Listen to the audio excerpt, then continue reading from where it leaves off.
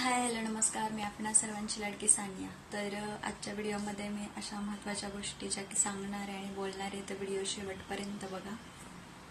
सकाळ आयोजित समर youth summit 2025 आपल्या कोल्हापूरमध्ये असणार आहे आणि त्यासाठी मी येत आहे, तुम्ही पण नक्की या. आणि त्यामध्ये होणारे विविध विषयांवर मार्गदर्शन, त्याचबरोबर महाराष्ट्रातील युवकांची ताकद, विचारांची क्रांती आणि नेतृत्वाची नवीन परिभाषा. त्यामध्ये क्रिएटिव्ह थिंकिंग, उद्योजकता विकास, योगा व ध्यान आणि बरेच काही. नोंदणी शुल्क सुद्धा कमी आहे, तर लवकरात लवकर नोंदणी करून घ्या आणि मर्यादित प्रवेश आहे.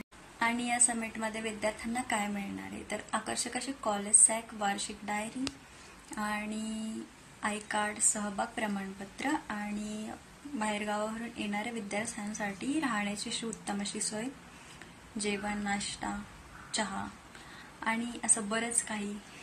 आणि नामवंत तज्ज्ञांचे मार्गदर्शन. आणि तर नोकरी शोधणाऱ्यांच्या मागे धावण्यापेक्षा नोकरी देणारे व्हा. तर जॉईन व्हा या समिटला. लवकरात लवकर नोंदणी करा आणि आपला प्रवेश आजच निश्चित करा. तर हे 2 दिवसाचं समिट आहे. 3 आणि 4 जूनला हे समिट आहे आपल्या कोल्हापूरमध्ये. तर सातारकर नक्की नोंदणी करा. मला उत्तम असं उद्योजक व्हायचं आहे, त्यासाठी मीही माझा प्रवेश निश्चित केला आणि तुम्हालाही उद्योजक व्हायचं असेल तर लवकर प्रवेश निश्चित करा. आणि हे मर्यादित प्रवेश आहेत, तर लवकरात लवकर नोंदणी करा आणि एन्जॉय करा आपला युथ समिट 2025 तर आपल्या कोल्हापूरमध्ये. आणि असं म्हणतात, नोकरीच्या मागे धावण्यापेक्षा उद्योजक झालेलं कधीही चांगलं. मग ते आपला उद्योग छोटा का असेना, पण तो स्वतःचा असला पाहिजे.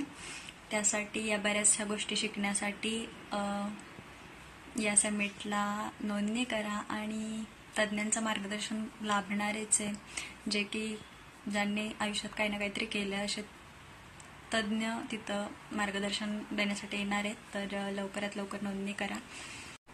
आणि आपल्या आयुष्यात आपल्याला काही ना काहीतरी करायचं असेल तर आत्तापासूनच करायला सुरुवात करा, कारण या आयुष्यात कोणी कोणाचं नाही आहे. तिथं शून्यातनं सुरुवात पण तुम्हालाच करायला लागणार आहे आणि हारलात तरी पण तिथून तुम्हालाच उठायचं आहे, कारण कोणी आपल्याला सल्ले देणारे खूप आहे तिथे, पण साथ देणारं कोणीच नाही आहे. तर आत्ताच्या घडीला आपण एक घटना बघतोय जी की पुण्यात घडली, वैष्णवी सोबत घडली. जिंकडावरून तिनं तिचं आयुष्य संपवलंय. तर मुलींना स्वतःच्या आयुष्यात एवढा तरी नक्की सर्व गोष्टीसाठी आपल्याला आपलं आयुष्य संपवावं नाही लागणार आहे. आणि आपल्या आईवडिलांसाठी तरी नक्कीच काही ना काहीतरी करा. आईवडील जे सांगतील, जे बोलतील ते ऐकत चला, कारण ते घेतील ते डिसिजन खरंच खूप म्हणजे खूप महत्त्वाचे असतात. कारण प्रत्येक वेळेस आपलंच खरं म्हणणं हे चुकीचं आहे. तर यातून आपल्याला एकच गोष्ट समजते की जी तिच्यासोबत तिचे व्हिडिओ व्हायरल झालेले, जे की ती खूप आनंदात आहे तिच्या लग्नामध्ये. तर त्यातून तिला पण त्या गोष्टी माहीत नव्हत्या की पुढं काय होईल काय नाही.